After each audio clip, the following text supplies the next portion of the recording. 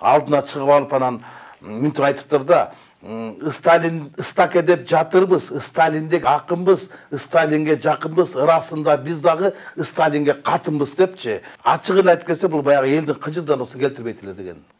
Саламатсыздарбы, урматтуу Жалбырак ТВ каналынын көрүүчүлөрү. Бүгүн биз коомчулуктагы акыркы саясий окуялар жана күздөгү ошондой эле жергиликтүү кеңештерге болчу шайлоолор тууралуу өзүнүн пикирин угуу үчүн студиябызга конок чакырганбыз. Студиябыздын коногу Жогорку Кеңештин депутаты Рыскелди Момбеков агай. Саламатсызбы? Саламат. Рыскелди агай, сизге биринчи суроом мындай да. Жергиликтүү кеңештерге шайлоо болот жакында. Үгүт кампаниясы старт алды. Шайлоо башталбай жатып эле бир үйгө 1000ден, 2000ден кишилерди каттоого алып, ушундай мыйзам бузуучулуктар орун алып кетти да. Азыркы учурда элдин нааразычылыктары күч. Буга реакция болобу? Буга реакция болду, бирок эл каалагандай болгон жок. Шайлоо башталбай жатып, шайлоонун шайтан оюндору башталып кетти. Бул албетте бийликтин шалакылыгы, бийликтин өзүн билемдиги.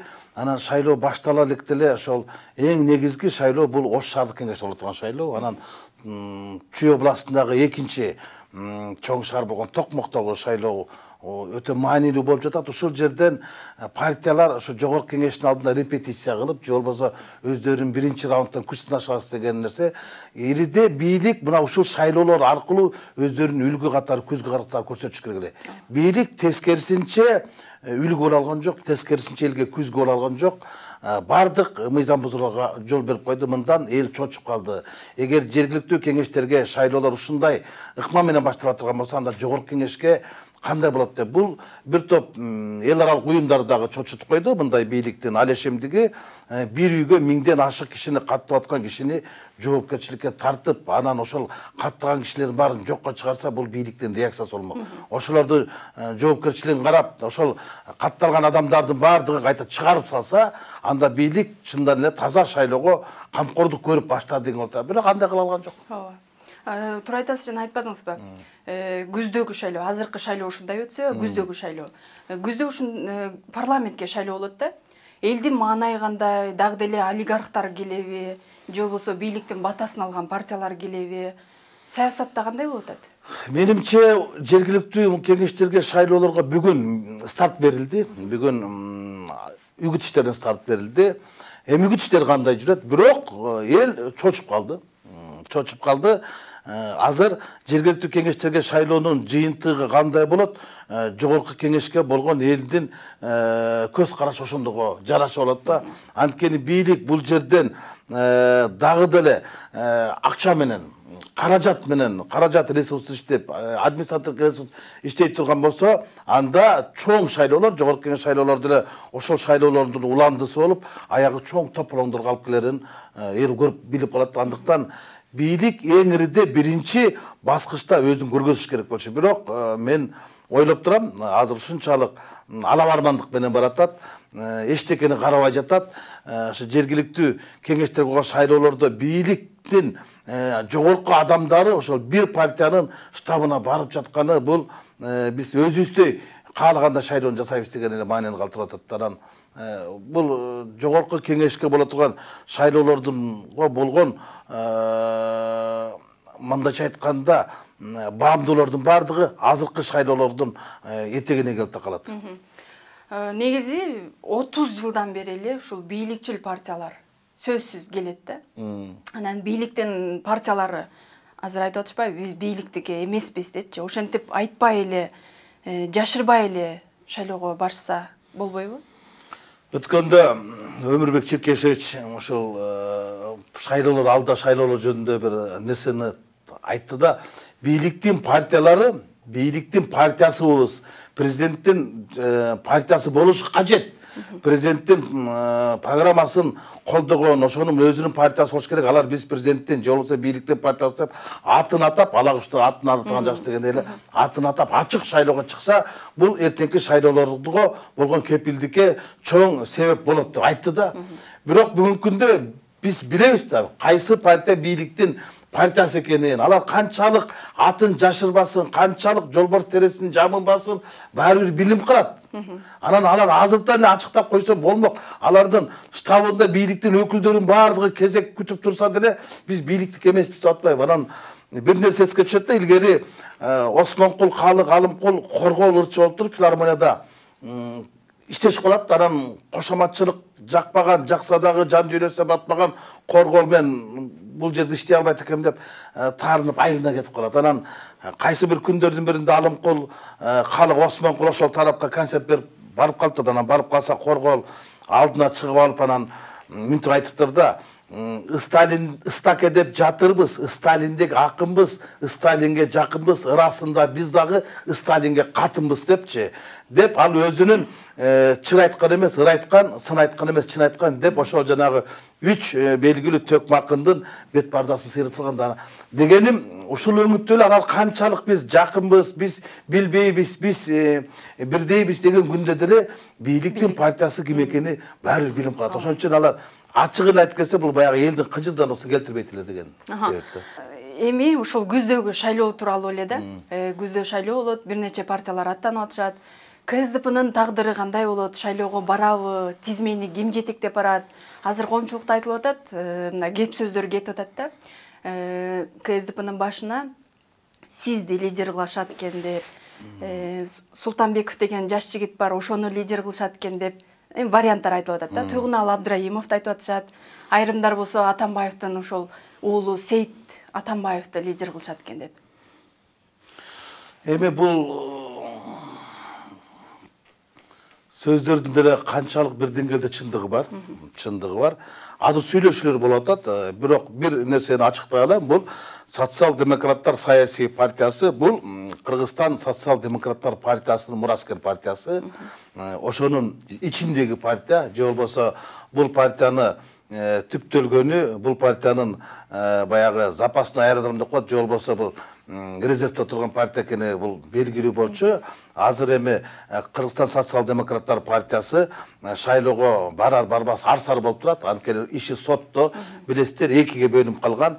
Анан эки партия тең бара албай калышы кажет болуп тургандыктан биз ушул жаңы партия менен, жаңы адамдар менен барабыз деген ойлор, тилектер бар. Эми азыр баардык уюштуруу иштери жүрүп атат.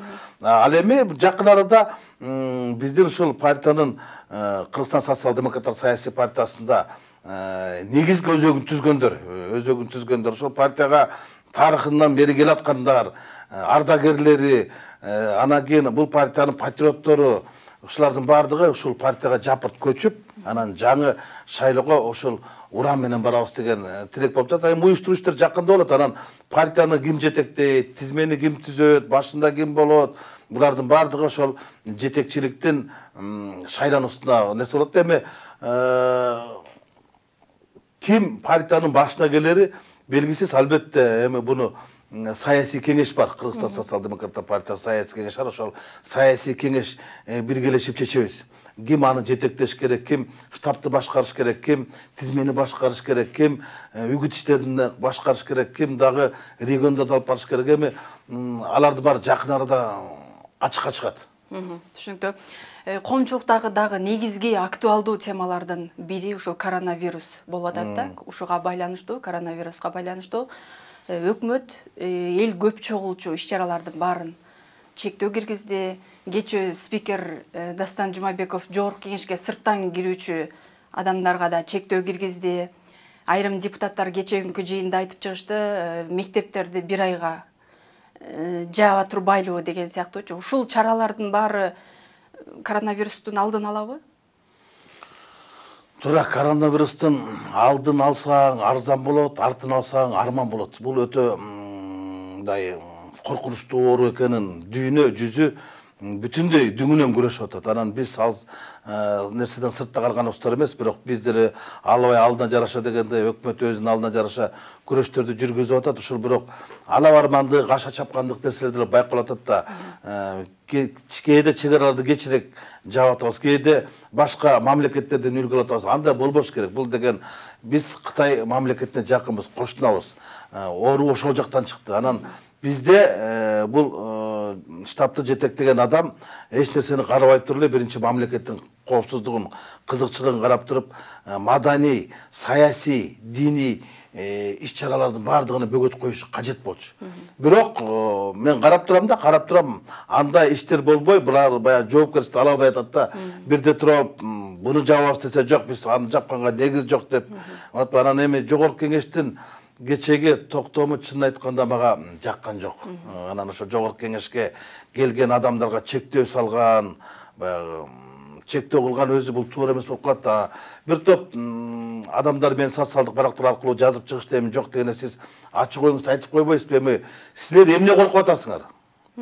Силер ушу Кудайдан коркпой, коронавирустан коркуп калдыңарбы? Силер ушу элден коркпой, ошо желден коркуп калдыңарбы? Эмне эле өзүңөр коргоп атасыңар? Эмне эле өзүңөр иммунитетиңерди көтөрө албай атасыңар? Дегендей шылдыңдаган сөздөрдү айтышты. Чын айтканда айтып атат да, алар деле билет да. Бишкектеги тойканалардын 90% ошол чоңдордуку. Анчалык эле кыйын экенсиңер, тойлорду токтотпойсуңарбы? Силер мына каржылык жагына караганда тойлорду токтотпай мектептерди жабып койгонго туура болот. Анан кийин саясий, маданий иш-чараларды токтотуп койсо болот деп чыга. Эмне үчүн тойканаларды, ресторандарды, базарларды, чоң элдер топтолгон жерлерди айтпай атасыңар дегенде болот да. Ошол өрөңүттөрдү алып караганда жогорку кеңештин кечеги кабыл алган токтому бул мындай жосунсуз жорук бойдон калып калат да. Эгерде мамлекет тарабынан, өкмөт тарабынан атайын уюштуруш мындай токтом чыгыш керек болчу, 100 кишиден катышкан мындай маданий, диний, саясий иш-чаралардын бардыгы токтотулсун деп.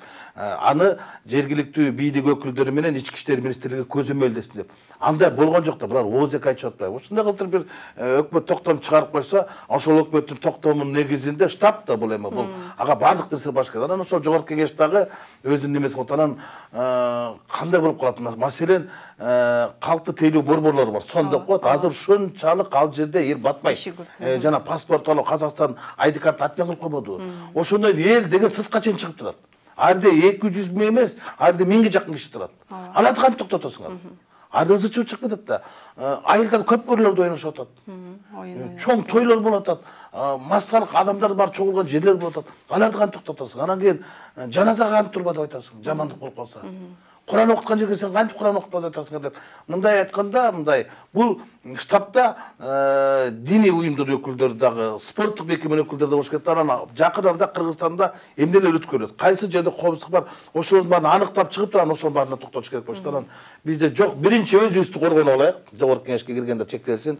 Сырттан бизге кирбестигинде эл туура эмес кабыл алып калды да. Жогорку кеңеш депутаттары ушунчалык коркуп атат коронавирустан деген бүтүм келип калды. Ушул туура эмес болуп калды.